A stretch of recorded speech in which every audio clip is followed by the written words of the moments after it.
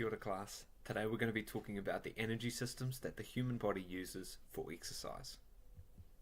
Our learning intention for today, we are describing the characteristics of the body's three major energy systems and explaining how they relate to exercise performance.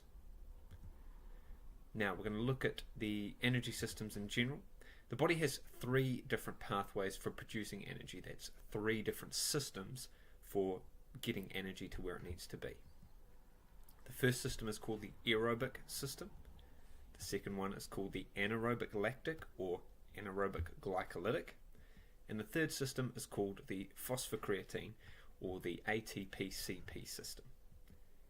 The energy that each pathway produces is essentially the same. It's this little molecule called ATP or adenosine triphosphate. So all three of these energy systems produce that one molecule, but the way they produce it is a little bit different. So which energy system does our energy come from then? Well, that depends on a couple of things. It depends on the intensity and the duration of the activity. It depends on kind of what you're doing. You also need to keep in mind that the body will try to supply as much energy as it can, as efficiently as it can. It's generally what the body does.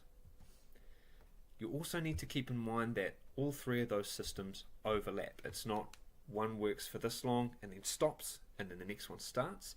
One will sort of build up, reach a peak, and then start to decline. But when it starts declining, the next one is building up, it's ramping up to produce energy. You also need to keep in mind that the strength and the characteristics of each system depends on the athlete that you're talking about and the training. For example, one athlete might have a really strong aerobic system, depending on the type of training they've done, and another athlete might have a weak aerobic system, but a really strong anaerobic glycolytic system, again, depending on what sort of training they might have done. However, in general, we have a really general picture that we can use to try and show how these systems work together and how these three systems supply energy for performance. And that graph looks kind of like this. So this graph here shows a general picture of how our three energy systems work together to provide energy over time for our exercise. So down here is the start of our activity, moving across in this direction towards the end of our activity. This axis here is our percentage of energy production. So up the top is our maximal intensity, our highest rate of energy production, and down the bottom is obviously the lowest. We can see this pink line here is overall performance. At the start, we can work at a really high intensity, while our ATP and CP systems are providing energy for us. They provide a lot of energy at the start, but they're going to run out pretty quickly. You can see that they run out after only about 10 seconds. Okay, so our performance will be really high and intense at the start, but it will start to diminish after that. Luckily, the next system is ready to kick in. The lactic acid system, or the anaerobic lactic system, that's the green line here, that's been ramping up, and it will take over after about 10 seconds and start being the main system providing energy for our performance. Cool. But that one's going to run out as well. That one's going to sort of diminish and decline up to about 2 minutes. Thankfully, our third energy system, the aerobic system, the blue line here, has been ramping up in those first 2 minutes and is now ready to provide us with the energy ready to fuel performance. However, by now, those first two energy systems providing the real intense high energy bursts, they've run out. So the aerobic system is just going to keep working, allowing us to work at a reasonable pace, but we definitely won't be able to work at that high intensity until we've had a rest and allowed these first two systems to recover. Alright, so we're going to talk about each of those three systems in turn now. We're going to start with the aerobic energy system. Now, aerobic means with oxygen. Okay, this system makes ATP using things that are stored in the body and combining those with oxygen to produce ATP. By using oxygen, this system is kind of different. It gets rid of any waste products that would be detrimental to performance, and it leaves only water, H2O, and CO2, carbon dioxide, which we just exhale. So there's no real waste products that would influence our performance. This system can work for a very long time. but its limitation is in how much energy it can provide at once. You can't, say, use this system to sprint your hardest. You can use it to run or jog quite fast, but it won't give you that absolute maximum intensity. Work for a long time, but it can't give you that maximum intensity. So this system is most important for activities that are long, but only have a moderate to low intensity. Things like endurance running, or swimming, or cycle races, Tour de France, marathon, those sorts of activities that go for a long time, but the intensity is a nice constant speed or demand on the body. That's where this system is most important. Looking at the anaerobic lactic or glycolytic system now. Now, anaerobic means without oxygen. This system just uses the body's short-term energy stores to produce ATP. And those energy stores are glycogen and blood glucose. Takes those things, turns them into ATP.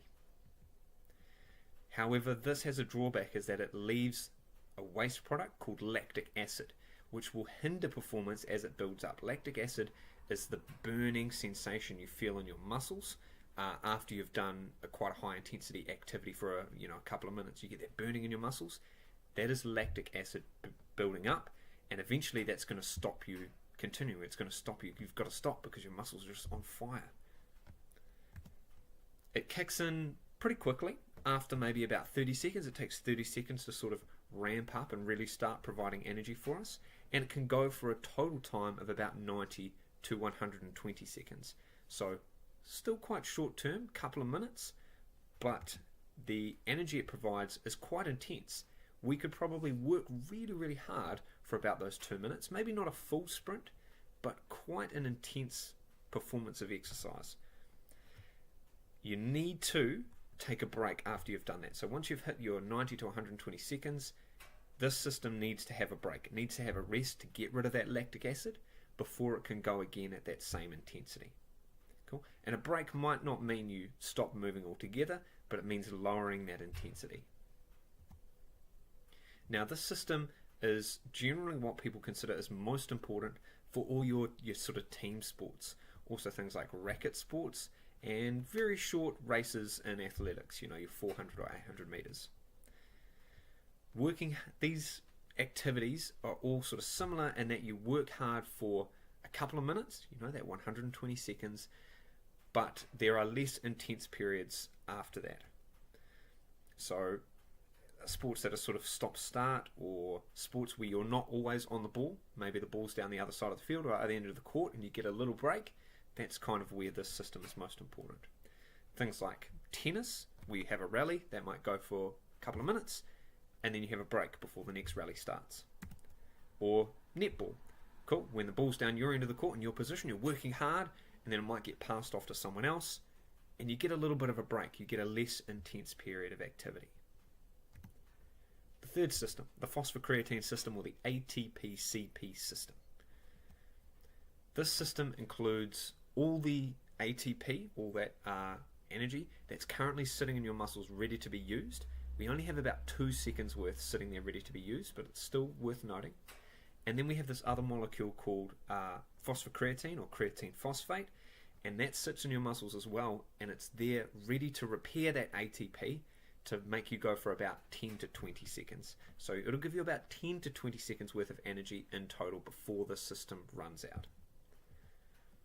Once it's used up, it does need a good rest so that the body can restore these substances in your muscles before it's ready to go again, about 2 to 3 minutes rest.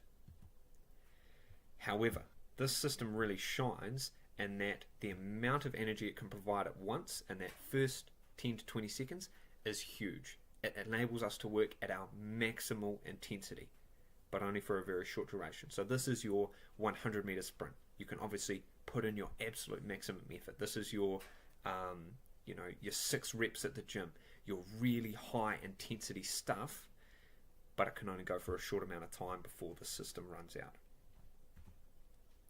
So, activities where this is most important, things like your athletics, your sprinting, your jumping, or sports where you have to hit something as hard as you can. That's obviously a really short activity, but requires maximal intensity for you to be successful. So instant, short activities and skills that require maximum intensity, maybe kicking a conversion in rugby. Not the whole game of rugby, but just kicking a conversion. It only lasts a couple of seconds, but you need to put all your force into getting that ball going over the posts. Maybe high jump would be another good example. Again, short activity, but you need to put your maximum intensity into that activity for that very short amount of time.